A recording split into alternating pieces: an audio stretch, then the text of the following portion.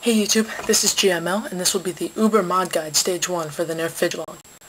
First, you must get your blaster. For this stage, you'll be covering the locks removal and adding more torsion to the spring inside the blaster. All you'll need is your Vigilon, a small Phillips head screwdriver, and a good hour or so of free time. Start by unscrewing your blaster. There will be 14 medium screws and 2 small screws. Butterfly open your blaster, and be sure not to lose any small screws or springs that may fly out. Here's what the blaster looks like on the inside. You may need to use this slide again as a reference to your reassembling of the blaster later. There is another screw hiding in front of the shell. Unscrew it, and this piece should come out. Next look for the screw hiding in the white piece of the blaster in the bottom left-hand corner of the blaster. This too must come out. It is not necessary, but it helps if you loosen these 2 screws up top here so you can wiggle out the white section more easily. Next, remove the plate, this plate and screws. They are hiding between white pieces where it joins the orange section under the disc launch sled. These 2 white and orange pieces should now be able to be removed freely. With enough careful pulling and squeezing, this white section should be able to detach from the orange section. Be extremely careful not to lose this spring. In fact, it may be a good idea to replace it with a much stronger spring of the same size, as its purpose is to cushion the impact of the launching arm, and the additional power that will be added is extremely necessary to cushion the impact and prevent long-term damage.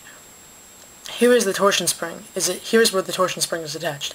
Our friends at Nerf have thrown us a bone here and have already drilled out another hole where the screw can be placed. Make sure to move it to the left and not to the right. This stage can be quite tricky, and it is often helpful to pull out the attaching pin between the 2 halves here to easily relocate the base of the spring. Here is what it should look like when you are done. This should give you the blaster a significant amount more power, though still keeping it quite easy to prime. Snap these pieces back together and follow the disassembly tips in reverse order to reassemble your blaster. All pieces in the shot are unnecessary locks inside the blaster and do not add to the performance and operation of its loading or firing, and only hinder you in the field.